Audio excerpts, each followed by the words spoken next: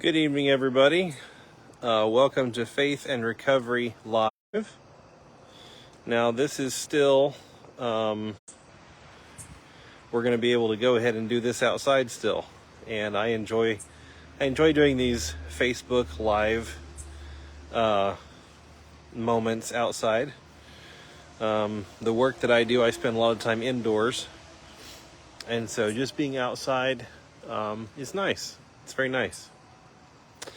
I'm going to give a few minutes here, see if anybody wants to log on.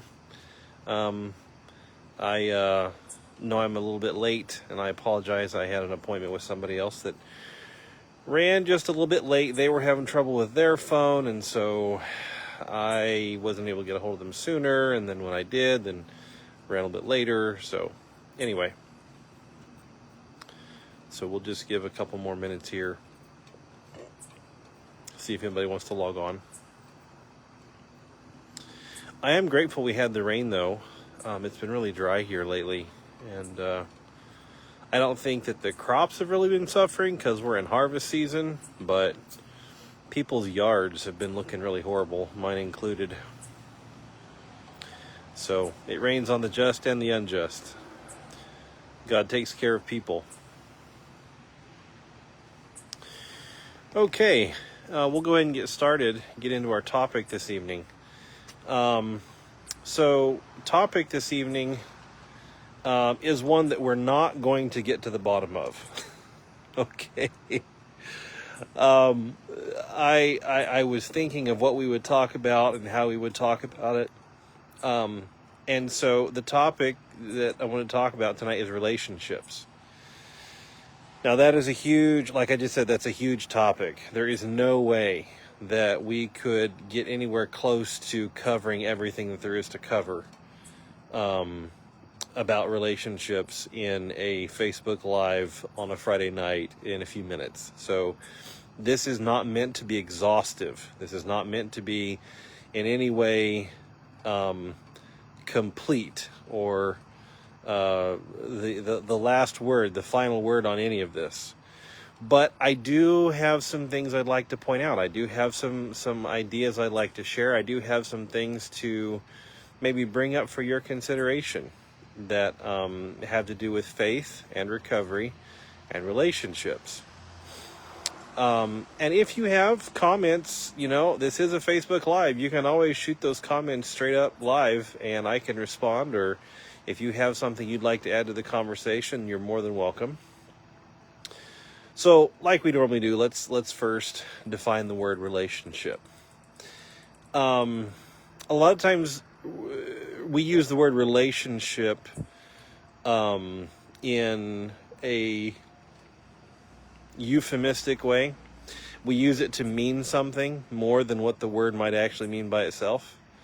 So people say, well, I'm in a relationship, or what's your relationship status? What they're talking about is what in our culture sometimes we call a significant other, boyfriend, girlfriend, spouse, husband, wife, something of that nature. And so when we say, like even on this Facebook, when you say so-and-so is in a relationship, that is understood to mean some kind of a romantic or exclusive type of commitment that they've made to another person.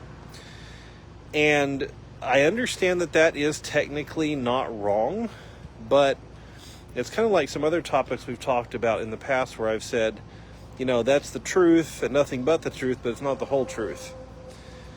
The concept of relationship, as I want to look at it this evening, is a lot bigger than simply a romantic partner, a boyfriend, a girlfriend, husband, wife. I want to look at it a little bit more broadly. So what do we mean by this term relationship? Well, for the purpose of this conversation, here's what I mean. Relationship is the connection or interaction between one person and another person or persons.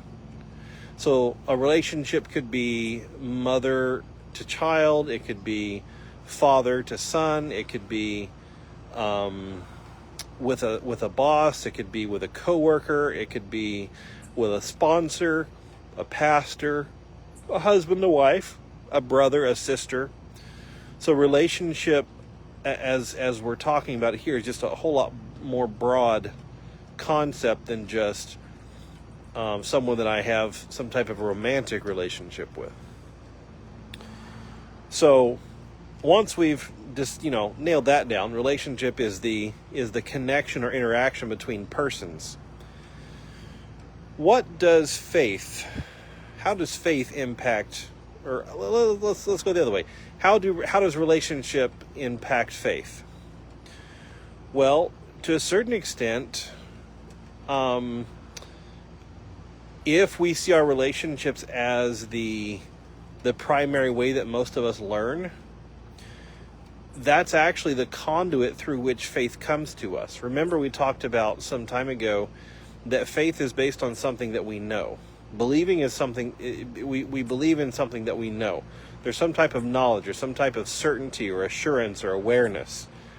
That's what faith is based on. The way that information comes to us is largely through relationship. Now, you may have seen babies crawling around, and someone will say, "Oh, get that off the floor, the baby's on the floor." Or perhaps if you're horrified to think of babies on the floor, some other form of that conversation where the point is the baby will put that in its mouth, get that away from the baby. Have you ever stopped to wonder why babies stick everything in their mouth? Well, what's going on is that babies they're experiencing the world. They're gathering data about what the world is. So anything that they grab, they're feeling it with their fingers, they're seeing it with their eyes. Their eyes are learning about how objects operate in space, and their eyes are gathering information, and in order to get the best information, they bring that object close to themselves in a sensitive area. The lips have a lot of nerve endings, and it's almost as if you may have seen like maybe an octopus or something, like wrap its tentacles around something to feel all the openings in it. That same sense of, I have to bring this thing close to me to engage with it in a sensitive way to gain understanding. That's one level. That's one level of how we get information about our world. And that's one level of how we learn things and therefore build a platform for our faith. However, there are things that you can't pick up and touch. There are concepts, there are ideas, there are parts of the human experience that cannot be engaged with that way. If you want to learn about a car, you can't just touch it all over to learn all about it. There's things that you have to, well, I take that back. Some of you guys are amazing with vehicles and you can touch the car all over to figure it out, but just bear with me, okay? In the human experience, there comes a point where there's things that we want to know about, things we want to learn about, that we have to get our information from somebody else.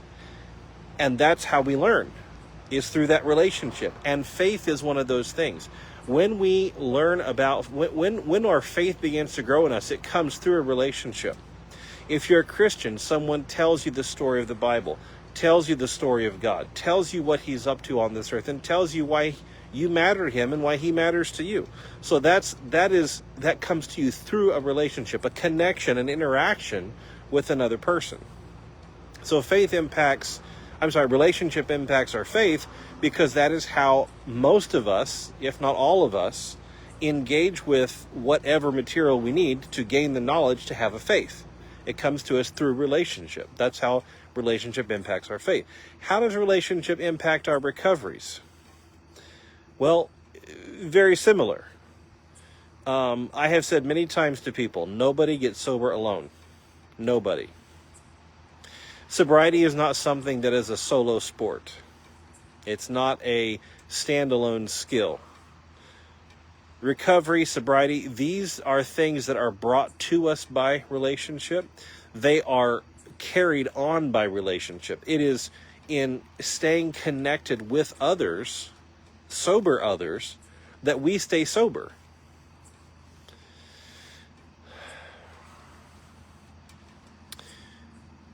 There are lots of ways to look at this, but one of the ways to look at it is that relationship is to recovery what electricity is to a light bulb. It's the power. It's the thing that gives it the ability to do what it does. See, recovery is the concept of coming back to something. That prefix recover, return, renew. These are words that mean again, or another level. And relationship is the vehicle. It's how we do what we do. It's how we reconnect. It's how we recover. It's how we return, is through relationships. If we don't have relationships, then recovery doesn't work well, if at all. It's one of those things where it becomes, I don't know if you ever, I was watching a video the other day, and it was these two guys. Sorry, ladies, but this is what guys do for fun. They each had a wireless drill in their hands, and they had like a rubber buffing wheel in the drill. And then they were lying on those little carts that mechanics used to slide out from under cars. And so they had their legs locked together, their arms were sticking straight out from each other, so they're like one long line. And then they put their drills on the ground, and they spun each other around and round and round and round. And as one would spin faster, it would push the other one faster, and the energy from one pushed the other faster, not just them, and which then in turn pushed them faster again. So it became like a repeating energy. And as one went faster, then the other went faster, which caused the other to go faster, which caused the other to go faster, and this build up. And then, of course, they spun out and almost ran into a car. And so they stopped. Relationship and recovery work that way. Recovery fuels relationship, and then relationship fuels recovery, and then recovery fuels relationship, and then relationship fuels recovery. It's kind of like a whirlpool, only going up instead of down. The force of the relationship, the strength of the relationship, how strong the relationship is, causes the recovery to be that strong, which then feeds back into stronger relationships, which then feeds back into stronger recovery, and on and on and on. That's how relationship impacts recovery. So then how does recovery impact relationship? So I kind of already touched on that with what I just said. But here's a couple other ways to look at it. Addiction is primarily isolation. It's cutting us. Addiction cuts us off from those around us. It cuts us off from people we care about. It cuts us off from people that care about us. And in the end, it cuts us off from ourselves. It splits us. It splits us into pieces that can't talk to each other. Sometimes you'll if you're walking out of addiction yourself, or if you know someone who is, they'll talk about getting themselves back together, or they'll talk about getting their head on straight. This is because the addiction isolates and splits apart different pieces of us, and it does that between us and our relationships. So what recovery does is it reconnects those relationships. And as we recover, as we become whole again, it's as if we have a larger capacity for relationship. Now, some people are always going to be, you've heard of introverts and extroverts. Some people are always going to want to be around people less. That's not what I'm talking about. It's not about how many people you're around, but it's how present are you with the people you are around. It's not about how many outlets you're plugged into, but how much wattage, how much power is going into the one or two you are plugged into. So what recovery does is allows us to have more relationship. Like I said at the beginning, more connection, more interaction. because it frees up space inside of us. Instead of having all of our energies devoted to this addiction, feeding it, searching for it, protecting it, lying to cover for it, instead of all that energy going into that energy can then go into relationships, connection, and interaction with people, and interaction and relationship with ourselves. Being able to actually know what it is we actually want. Being able to know what it is that is best for us. Being able to do those things. Being able to accomplish those things. Maybe it's just as small as being able to make a decision about what kind of grocery to buy. That's not something we used to be able to do, because we didn't have enough space in our minds to make a decision that was good for us. Because all the space was taken up by the addiction, we just did whatever was automatic in the rest of our life. The rest of our life went on autopilot while we devoted our attention to this addiction. That does not allow us to spend time connecting. It does not allow us to spend time interacting with other people, or even with ourselves. And so what recovery does for relationship is it opens up more space for us to be in relationship and have relationships. It also makes those relationships, those connections, healthier. And the difference between a healthy relationship and an unhealthy relationship, oversimplified, of course, because this is a short conversation we're having. But the difference between those two is whether or not the needs are met on both ends of the relationship. The interaction, if it's beneficial for both, if it's a blessing for both, if it's positive for both. Otherwise, it's a using or manipulative relationship, and that's not healthy, and that's a lot more like the addiction than it is sobriety and recovery. So, what does faith do for relationships? Well, if you buy tires, they'll put them on your wheels, and then they'll put them on this machine. And they'll spin it around really fast, and then they'll put these little magnets or stickers, or they'll put little weights in order to, they call it balancing the tire. Because when you're going 70 miles an hour down the road, your wheel has to be perfectly balanced as far as like the same weight all the way around, or it'll tear your car apart. It'll break things. What that means is that the tire, the wheel, has to be added to or subtracted from. There has to be something else that isn't it added to it to make it work properly. It by itself doesn't work properly. And faith is to relationships what those little weights are to those wheels.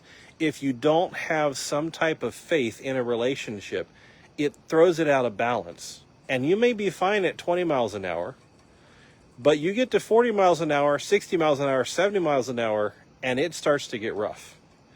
Now, of course, like I said at the beginning, this could be about romantic relationships. This could be about, husband, wife, some type of significant other, but that's not the only relationship I'm talking about here. If you don't have some type of a faith in the relationship, then a relationship between a parent and a child, the relationship between a boss and a laborer, the relationship between two people driving down the road, the relationship between neighbors, the relationship between, any relationship, it's out of balance. The reason is because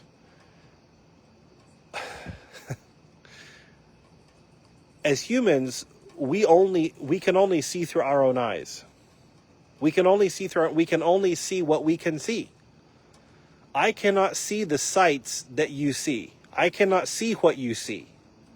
We can look at the same thing, but the image that is coming into my mind cannot be the same image that's coming to your mind, because we're two separate people. Or 3 or 10.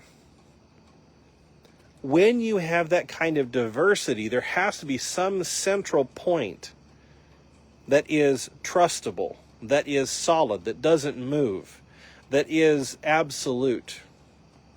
If you don't have that, then what happens is that out of balanceness. One asserts itself over the other. One is dominant over the other, and then the other one has to be under the one that's over it. And power becomes the dynamic. Who can shout the loudest? Who can last the longest? Who can be the strongest, the meanest, the toughest? Or the most manipulative, the most passive-aggressive? Faith comes into our relationship, our connection with another human, and says, I am over you, and I am over you. Neither one of you is the greatest here. Both of you are answerable to me. Both of you are accountable to me, and that makes you equal. So faith is how God has designed us to have our relationships equalized. You'll find this in the Bible. There are scriptures that talk about how men and women are supposed to engage with each other. And it talks about each being submitted to the other. That's not possible unless you have something outside of both of you saying, hey, you have to do this. It's not possible for two humans to just come up with this idea. And even if they were to somehow do it, then it's that idea that's outside of them that's causing them to have this relationship with each other.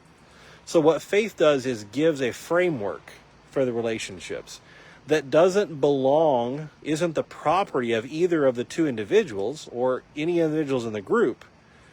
It's something that all the members of the group or the members of the relationship can surrender to equally and be obedient to equally. And that way no one is over the other. No one is greater than the other. Couple things to think about, thinking about faith and recovery and relationships. One of the things that can make relationships really good or really bad is how much trust is involved in those relationships. And humans are not always trustworthy. As humans, we very often let each other down. We very often hurt each other, whether we mean to or not. It happens. We as humans are not smart enough to avoid hurting each other all the time. I mean, for crying out loud, we step on Lego in the dark. So, I mean, you know we're not that bright. Faith speaks into those relationships where there is pain, where wrong has been done, accidentally or on purpose, and can give healing and can hold together relationships and can hold together connections that would otherwise fall apart. So, for example, let's say that you have a coworker. Let's say you're both employed by the same person. You both work at the same place, and so you work together. Let's say that something happens at work. Maybe the person you work with, they've done something that's they made a mistake at work. They did something that just doesn't make sense, and it's bad for your job. It's bad for your boss. It's just they did something stupid. If the only thing that defines, the only thing that guides the connection between the two of you is power and control and there's no faith involved, then this becomes an opportunity for you to step up and get in a better position than them. It gives you a chance to step on them on your way up. But if faith is involved, if you have a relationship with Jesus Christ, if you have a relationship with God, then this is not an opportunity for you to step on them. This is an opportunity for you to serve them, for you to come alongside them and say, hey, I saw that didn't go very well. Is there something I can do to help? Is there some way I can serve you? Is there some way that I can make this easier on you? Can I help somehow? That makes for a better relationship, because that makes it easier, makes it more likely for them to trust you. And the flip side is true as well. If I was the one that did the stupid thing and my coworker came to me and said, hey, Is there something I can do? Is there some way I can, I saw what went down and it wasn't good. Is there something I can do to help? Then that makes it more possible for me to trust them. And so that faith informs the relationship and makes it stronger. Another thing about recovery and relationships,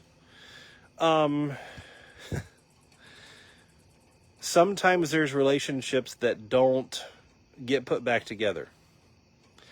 And that's a very real thing. Sometimes there are relationships that have been broken in our addictions. We have done things that don't get put back together, that aren't made whole, at least not during this lifetime. So what recovery does is recovery says, okay, well, that's them and this is you, and this is a way to be healthy, this is a way for you to be safe. Don't let their garbage be your garbage. There are some, recovery can give a lot of guidelines on how to deal with that. But at the end of the day, there's a huge wound left when there's a relationship that doesn't get healed, a relationship that doesn't get put back together. This is where faith can come in. A relationship with God, where God can say, look, I know that that's not put back together, but I still love you. I still care about you. I'm still here for you. We're still good.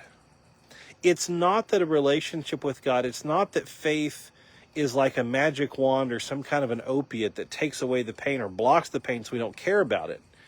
But what it does is it removes the aloneness. It removes the isolation. Because if I have a faith, if I have a relationship with Jesus Christ, then no matter who I can't build a relationship with, I am never alone because he is with me. And there's something about knowing that I'm not alone that actually calms me on the inside and makes it more possible for me to actually respond in a healthy way to someone who is threatening me with isolation. When you go into the store with a $5 bill in your pocket, you're just hoping you don't see anything in there that you need. Because you know that if you do see something in there you need, you can't get it anyway. Because you got $5 and that's it. When you go into the store with $5,000, you're relaxed. Because you know that whatever cost comes to you, you can cover it. And what faith does to our relationships and what recovery does in our relationships, recovery will show us what the right thing is to do. What is the healthy thing to do? It will point the way. But faith covers the cost. Because faith is where God says to us, look, you know the right thing to do in this relationship, but you see how much it's going to cost you.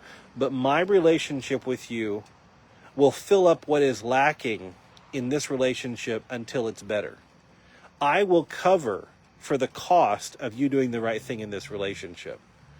So if this is with a parent and a child, and the parent has been a horrible person, and the child knows what the right thing to do is, they're going to have to do the right thing in the face of the parent not doing the right thing. And a relationship with God, a faith says, look, you're going to be spending yourself loving and caring about this person, and they're not going to return it to you. So you're going to be running in the red in that relationship. But I, God, I will step in and I will care for you. I will take care of you. I will love you. I will speak to you. And I will cover the cost and bring that back up into the black so that you can actually function. And it's not unhealthy that way. If we try to do recovery without faith, then when it comes time to deal with relationships, we're going to find ourselves running in the red too much, and we'll find our relationships dropping off one by one. Because after all, in order for the relationship to be healthy, you can't be running in the negative. You have to bring it back to the positive. And without faith there to cover the cost when the other person can't or won't, you have to cut yourself off from relationships.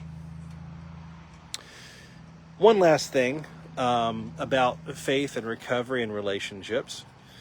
There are times when relationships, connections with people are temporary. They're temporary. one of the hallmarks, one of the indicators, one of the ways you can tell that a relationship is not healthy is when it can't flex. It can't, oh, you're welcome, Candy, good to see you. One of the ways that you can tell a relationship isn't healthy, isn't vibrant, isn't alive, is because it doesn't flex. It doesn't stretch, it doesn't shrink, it just stays stiff and solid like a concrete block. Like it doesn't bend, it doesn't move as life moves. Friendships that last the longest, that are the most healthy, where there's the most healthy back and forth, they're not the same every year. Now, yeah, you may have rituals that you do together, like, hey, we always call each other on our birthday, or hey, we always see each other at Christmas, or hey, we always, meet for breakfast on such and such. Okay, yeah, you may do that. But some weeks you talk to each other a lot, and some weeks you don't, and it's okay. We call that a strong relationship. We call it a durable relationship because it can deal with the flexing.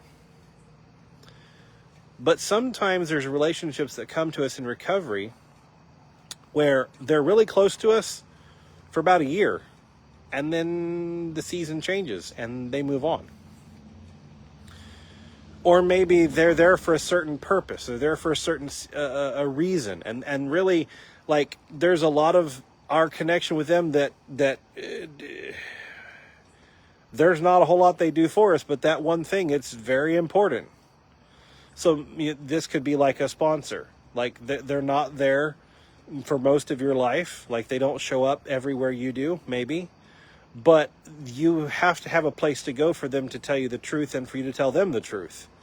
And so while it's a very narrow window, it's there, but it's a very narrow window. And so it's there and then it's gone.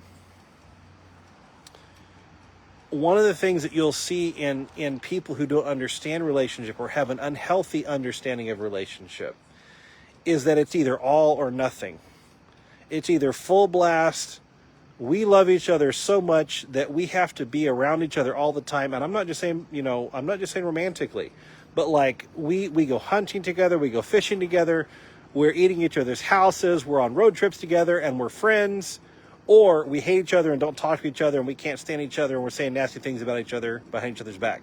Like, there's this all or nothing that is a part of an unhealthy life that is very often present in our addictions. Either you're all for me or you're all against me. Either you're letting me do everything I want to do or you hate my guts. Like, there's this no middle ground. As we move further in our recovery, and as we mature in our faith, our relationships are going to flex. They're going to become more flexible. We're going to be able to say, okay, I see that right now you're there for me and I'm not able to be there for you. And that's okay, because I know that in a few months I'm going to be there for you when you can't be there for me. There's going to be a back and forth. We're able to say, I can go to this meeting and I can engage with these people, but I don't have to be calling them all the time. They don't have to be in my world all the time in order for them to be beneficial. There becomes a less of a freak out response. I don't know if you've ever seen a person or perhaps even a pet with separation anxiety. Separation anxiety comes because the person who has the separation anxiety, be it a dog or a human, they do not understand, they do not believe, they don't know that the thing that is being separated from them is going to return. And so for them, this is like the last time. This is like no more. This is like it's all gone. And so they freak out. When we're living in our addictions, a lot of time that's how we handle our relationships. We have to be all on, like full bore, because this may be the last time. Like, we may never see each other again. And there's a lot of reasons for that, but we won't get into that. What I'm saying is, as our faith and our recovery become stronger and deeper, there's a lot more give and take. There's a lot more play. There's a lot more back and forth, a lot more flexibility in our relationships. And that's actually a healthy thing, because that's how live things are. I don't know if you've ever walked through the forest and seen the dead trees and the live trees. The dead trees are very stiff. The live trees are the ones that sway in the breeze. The dead tree just stands there. It's just stuck. It's the live tree that sways back and forth when the wind blows. And we want our relationships, we want our connections, we want our interactions with people to be alive, not just dead. And so there's a lot more flexibility if we'll let it happen. So that's, I mean, like I said at the very beginning, faith and recovery, relationships, it's a huge topic. There's no way to cover it. People have been talking about it for years and decades and centuries, and we're not going to cover that all on a Facebook Live. But that was just some things I wanted to share, just some observations. Thank you all for being here. Thank you for joining me tonight. And I look forward to seeing you all next time. Now, I will not be able to do this next Friday. I have another engagement. So it'll be happening some other time during the week. Most likely it will still be at 9 o'clock, but I don't know which day of the week it's going to be. I will make sure and throw out a shorter Facebook Live or two, or put a status update on my Facebook page to let you guys know when the next Facebook Live, the Faith and Recovery Live will be. But I look forward to seeing you all then. Bye.